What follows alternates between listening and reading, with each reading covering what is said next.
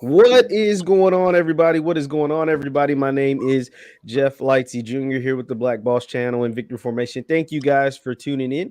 We have a couple of special guests in the building. Mr. Perfect Game himself out of Grambling, Mr. Shemar Page, and his head coach Davin Pierre. Hey, fellas, I hope you guys are having a good night. Thank you all for joining me. Yes, We're sir. excited Happy to be here, here. man. Excited to be here. No problem, no problem. And hey, this is pretty big because Shemar, you did something that was remarkable, something that's only been done a few times in the history of college baseball. And we're going to talk all about that game. But before we get to the perfect game that you had against Alcorn and the offensive explosion coach that your team had during that same game, Shemar, I want you to talk to me about your baseball journey, just kind of how you got started playing the game, who kind of first put a ball or a bat in your hand, and how did that all start up? I started playing baseball around the age of 4. I got my first bat around the age of 3, and it kind of just started there. Honestly, I tried to play other sports, tried basketball in junior high, football in rookie league, and it never really just panned out. Never really had a passion for anything else, and as I kept playing baseball, I got better and better. I kind of started playing a level ahead, or whatever age group, and ended up going through high school, and then I started out my collegiate career at Pearl River. Those 2 years went great under head coach Michael Avalon, and then I decided to transfer to Louisiana Tech. And obviously, my first year at Louisiana Tech, COVID happened, and the second season, I ended up coming in to the fall needing rotator cuff surgery. So I only had one season left after after everything that happened, and I really needed to be somewhere where I was going to get maximized out of all the potential that I had on both the offensive side and defensive side of the ball. So, I mean, that's kind of why I decided to leave. And then I'd already graduated. So, Coach Pierre came into the picture soon after. Now, Coach Pierre, let's go to that. What was it about Shemar? Someone who obviously had some trials and tribulations during his college journey as far as an injury and COVID. What was it about Shemar and his talent that you saw that made you want to have him a part of your baseball team? I think you muted yourself. Shemar, what we've seen Shemar, I watched Shemar all through, college at Pearl River. So had an opportunity to, I didn't have a real opportunity to recruit him, like talking about, obviously there were some other schools on him. And then we were doing some other different things, but I had seen him, I heard about him and knew about him. And, I knew that, there was some situations at Louisiana Tech that, I believe that he wasn't seeing the type of playing time that, that was the type of caliber of player he was, whether it was pitching or whether it was on the offensive side of it. So, when he jumped into the transfer portal, I was immediately like, nah, man, we need to get this guy, because if we can get him, he can really help us and be a really impactful player for us. So, I had to talk him out of it. He's not going to approve of this, but I had to talk him out of it, man. He wanted to go to another school. We're not going to say what school that was, but I had to talk him out of it, man, and get him to understand that, man, this was an opportunity for him to be able to come here and live out a dream and be able to accomplish all the goals that he had set before him. And I told him, I said, look here, man, you're going to be our Friday night guy. You're going to come in here, man. You can be our Friday night guy, man. When you're not pitching, you're going to swing the bat. And, I just had a lot of confidence in him, man. And he is shown that he was more than capable of handling the task of being a two-way guy. And I can arguably say this, Jeff, with a lot of passion and a lot of truth, that I think that, and I don't know if it's going to happen, but I'm advocating for it, that, he'd be up for the Golden Spikes Award, man. I don't think a lot of players in the country in college baseball, man, are having a really good ERA, top 5 in the strikeouts, and also, man, hitting over 340, 350 in the lineup. So, I'm advocating for him. He's one of the better players in the conference, one of the better players in the country, and I think that, I'm just really happy to have him at Grambling State University.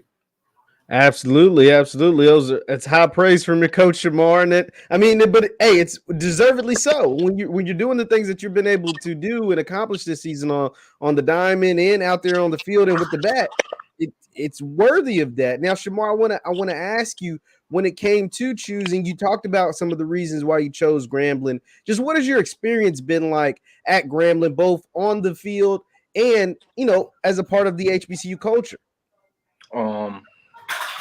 Getting there originally, my worry was how the team was going to react to a guy from right down the road coming to school right before the season gets ready to start. because I know how I would feel if I was on a team. I would want to know more about that guy because, I mean, throughout the fall is kind of where you build that chemistry with a team. So me having already experienced 4 years of college already, I knew that what I had to do was just come in team per se and just show them that I'm about what I say I'm about. I'm coming here to work and I'm coming to help us win. But as far as the HBCU culture, I mean, everybody is so welcoming. I mean, from day one, I'm talking now. It's crazy. Within a 4-month time span, I feel like I know cafeteria ladies, janitors, and to me, that's kind of what I'm used to. It's like a close-knit community. And that's awesome to hear. That's awesome. That's pretty much what you hear from folks that have been able to experience different things at Grambling and at other different universities. But Shemar, obviously we got to talk about the game. This is the game against Alcorn, 16-0. First of all, an offensive output. You guys just kind of went crazy. No disrespect to the Braves, but that was a heck of a performance. But a perfect game, only the 34th perfect game in college baseball history. Just take me back to that day. What did you eat that morning? Was you feeling that? Like what? Just take me back to that day, and how were you able to go out there and perform the way that you did? And see, first, the more I talk about this, the more that it starts to sink in. And I hadn't mentioned this yet, but I was coming off of probably my worst outing of the season. I haven't mentioned that to anybody else so far. I just thought about it. Tell them the truth, man. Tell them the truth. Coming off my worst outing of the season. So I really had to make up for that. So coming into that game, I mean, my focus was just trying to pound the zone. And I knew our offense was going to put up runs. And when they are playing that well, I feel like it's easy to pitch with a lead, or easier.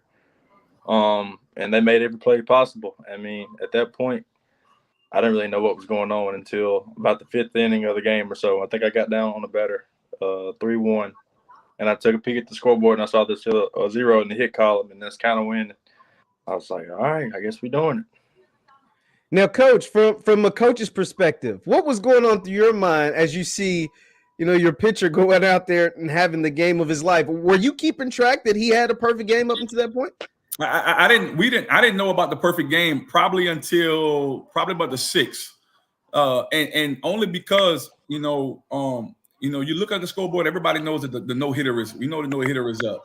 Now, our pitching staff has been pretty good this year, but we've had a tendency to walk people from time to time.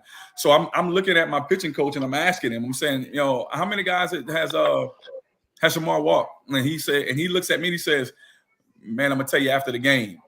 And I knew then, yeah, we about to do something special. We about to do something special when he said that. So it's kind of surreal because I've never been a part of a perfect game before. I've been a part of 2 no-hitters that's been thrown, while I've been in coaching at Grambling, but I've never been a part of a perfect game. So it's really surreal that you're like, man, this guy, we're in a situation right now where he has an opportunity to throw a perfect game. And when he threw that last pitch and that ball was put in play, you can see everybody out the dugout. I wish we had video of it, but you can see everybody in the dugout just kind of going through the motions with Cam Buford as he throws the ball across the diamond. They were almost on the field before the ball even got to first base, and then that's when the celebration began, man. They, doused them with water, doused the cooler water on it, man. And, everybody was just excited about that, just being a part of that moment of the 34th perfect game in college baseball history. And I've been coaching for 13 years, man. And, I know the game has been played longer than I've been coaching. So you're talking about something that has not been done before in a very, very long time. We're excited about that. Extremely excited about that. Extremely excited that it happened at Grambling State University too. Absolutely. And that's the thing, like you said, this has only happened 33 times prior to your accomplishment, Shemar. Just like you said, it's starting to sit in more and more the more you talk about it. Just if you could take me back one more time to that day when that final out, like you said, Coach said it was put in play. Where was your heart beating? Did it skip a step? Was it slow motion? Just take me back to that final out, that final pitch. What was all kind of going through your mind during that final out? Again, I got behind on batter, 3-1.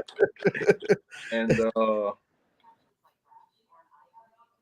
want to say it was 3-1 count when he swung at this pitch, maybe. And I'm not sure. Like I said, I knew about the no-hitter. So I watched Cam field the ball as I knew he would. I did kind of create a little bit of a throwing lane. That way he couldn't miss up the line. So I kind of just stayed on the mound. I was watching too close, and like before I can even turn to our dugout was on my back, just pushing me towards first baseline, and that's the story. Like I said, I'm still taking it all in myself. I promise you. So what is it kind of been like for you since that perfect game? I mean, obviously you guys have had some games, since then. But what is your family said? What is the campus, the fans, baseball world like? Kind of has it been like for you since you're only the 34th time this has ever happened in college baseball? I don't really like technology that much, so I kind of turn all my notifications off, and I check them at the end of the night. I don't know I don't really know what that says about me, but I just can't handle all that all the time. So, I mean, but as far as my family, I mean, they're super proud. They're excited to come down and watch the series this weekend, which is my focus for right now. And, but it's crazy. It's crazy, though, at the exposure that this one thing got. And I'm happy that it's here. I'm happy that it's here at Grambling. Absolutely. Listen, let me say this. We got some kids. We got some kids coming to our game on Sunday. Some high school baseball players coming to our game on Sunday, and I think they're from Woodlawn High School in the Shreveport area. And one of the requests for the kids was that Shemar, they take a picture with Shemar, and then he gives them pitching lessons. So that's the type of vibe. That's the type of vibe it's been. He'll be a little humble about it, and he should be. But I'm gonna tell him the truth, man. They got a lot of people that are just so impressed with it, and just excited to see him. He took a picture with one of the guys that paints the lines for us on the field, man, and so everybody, when I go and I talk with a lot of people on campus, they're talking about Shemar Page and the Grambling State University baseball team. So, that moment has brought a lot of notoriety to our baseball program and to our university. And I think that, it's been a good thing. It's been a good vibe for our campus. And, hopefully that we can continue on this type of success by winning some games and have an opportunity, man, to maybe win a championship. And that's what I was going to ask you, Coach. Just I understand, like, when this happens, this is something that extends past just like the SWAC, right? Like, this isn't just a SWAC specific accomplishment. This is a national accomplishment. When we're talking about 33 times previous to you, this has only been done. This is not just HBCU or SWAC college baseball. This is in the history of college baseball. That's why I'm glad we're able to have this conversation and give you your just due, because I mean that is incredible. Coach, I want to ask you, how is it the team? How are you guys able to, you have 13 wins in conference and you're heading to like the final stretch of the season, the home stretch of the season. How are you guys able to take this and this accomplishment in the, obviously you guys have a really good offensive team. How are you able to take this accomplishment by Shemar and kind of use it during the final stretch of the season and, like you said, bring home a championship? I told the guys in the last meeting that we had that now they have a responsibility. They have a responsibility to uphold the standard of Grambling State University. And I talk to them all the time about not just representing that G on your hat or that G on your chest, but representing the G that's within your heart. So I tell them, man, this is the type of moment that, when that notoriety is on us, is when we have to step up to the plate and finish the season, man. So, we have a big series coming up against Southern this weekend at home. It's alumni weekend. A lot of folk are going to be out. We got a lot of different activities going around. And I think it's up to us and our responsibility, man, to go out and to represent so that people see that, obviously we got a guy that threw a perfect game and that we have a really good high octane type offense, but man, we can put together wins and we can represent not only Grambling State University, but HBCU baseball on a larger scale. And I think I talked to you before, but I don't think it gets the notoriety that it should because of obviously we're in the SWAC. And I think a lot of PWIs and a lot of Power Fives, if this would have happened, it would be all on ESPN and across the country. So we want to not only give Shemar his just due, but we also want to show the world that, man, historical Black college baseball, man, is here, and it's a good brand of baseball. We have really good players, we have really good talent, and we should be recognized and exposed the same way that it happens for the schools that don't look like us. Absolutely, absolutely, and that is what we are trying to do here. Like, we'll definitely give you your just due, because when something that takes place is this special, it deserves the notoriety. It deserves, the flowers. It deserves everything that it deserves, because this is special. This doesn't happen every day. This doesn't happen every year. This only happened 33 times prior to Shemar. So I mean, we gotta make it. We gotta definitely blow it up. Shemar, I want to ask you. Coach talked about the series against Southern that's taking place. This is the Louisiana rivalry. This is a SWAC rivalry. Southern, Grambling. Have you fully been able to ingest what takes place as far as the rivalry of the boot between the two Louisiana schools with Southern and Grambling? And are you prepared for this weekend? I definitely got my first taste of it when we went to Baton Rouge. Didn't leave with the best taste in my mouth, but I'm very, very, very optimistic about this upcoming weekend. And Coach, I want to ask you, as someone that's been at Grambling for a long time, just, what are your expectations for your team moving forward? Like you said, you talked about the notoriety and the extra cameras and the extra lights that you are getting. It's not what you deserve, but it's definitely more than probably usual. But moving forward, what are your expectations for your team throughout the rest of the season? I think for us, man, is for us to buckle down defensively, and then for us to really get some better outings out of our bullpen. Obviously, man, offensively we're really good. We got some guys that can swing the bat. And we're ranked, I think, 7th in the country in average, in batting average. We probably lead our conference in home runs. We probably lead our conference in average and things of that nature. So, but in order for us to win a championship, you win it with pitching and defense, man. So if we can buckle down on the defensive side of it, man, and field the ground ball, throw it across the diamond, and make the routine plays in a routine fashion, and get quality outings out of our bullpen, I think that we can set ourselves up in the second half to not only win some games, but have an opportunity to win the Western Division title and go into the tournament as the #1 seed. Absolutely, absolutely. Once again, we're talking to Coach Davin Pierre and Shemar Page of Grambling State Baseball. Be sure to hit that thumbs up button. Now, Shemar, I have to ask you, it's kind of hard to top a perfect. I mean, honestly, you can't top a perfect game. But what are your expectations, not only for yourself, but for your team moving forward throughout the rest of the season? Win. That's I'm serious. The one thing that I've gotten used to my past years in college is winning, and once you get some of it, it's hard to just turn that off. Coach Pierre says it every day: you win championships with men, and that's what I believe we got a team of. So it's all these personal achievements that are coming. I'm grateful for them. I know that, like I said, it's still sinking in how rare it is, but winning with the guys in the locker room, that's my focus every day I pull up to the field.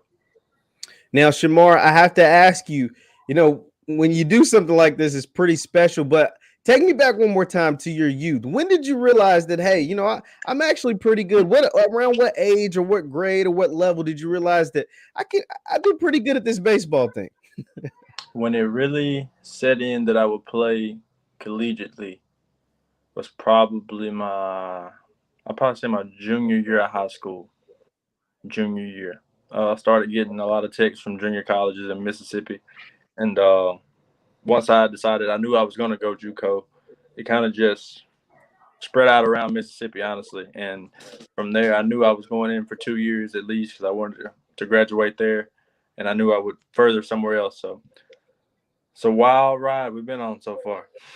Absolutely, absolutely. And Coach, I'll get you out on this. Just if you have a message to Graham fam, if you have a message to your fans that are watching, and what is your message to them as far as your team moving forward and heading into this final stretch of the season? We're gonna play hard. We're gonna play with energy. We're gonna play for Grambling, but more importantly, we're gonna play so that we can represent not only for our university, man, but for every young African-American kid that is decided to play baseball. One of my goals for this program is that we be the first historical Black college in Omaha. And I know that may seem far-fetched to a lot of people because of the fact of who you would be playing, and you're playing against some of the top teams in the country.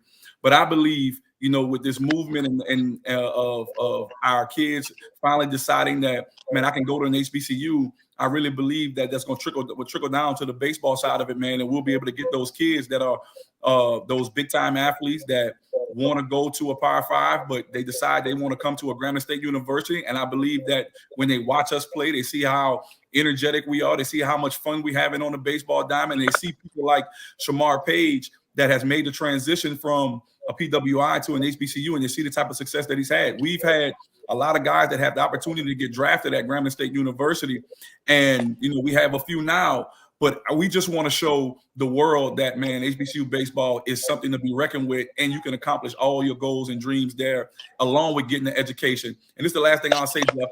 For us, man, the baseball side of it at Grambling State University is always the bonus side of it, man. For us, it is about building better husbands, better fathers, better providers for their family. We got to get these boys ready for the game of life, which is much harder than the game of baseball, much harder than throwing a 3-2 fastball or 3-2 breaking ball for a strike, much harder than getting the bunt down, and much harder than hitting with runners in scoring position.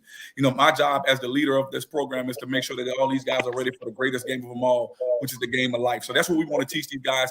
That's what we want to have the impact on them outside of the game. And we hope that, when the fans come, they see a product of men that are as good off the field as they are on the field. Absolutely, Coach. And I think that's exactly what you're doing. Shemar, congratulations on the accomplishment. I hope you're able to soak in reap every reward from this, and good luck to Coach and yourself on the rest of the season at Grambling. I know you guys will hit the final stretch really, really hard, 13-5 in conference, 18 wins on the year. Thank you guys so much for taking time out of your night, joining me. Once again, this is Shemar Page, Mr. Perfect Game over there at Grambling State, and Head Coach Davin Pierre. Thank you guys for tuning in, and we will see you next time.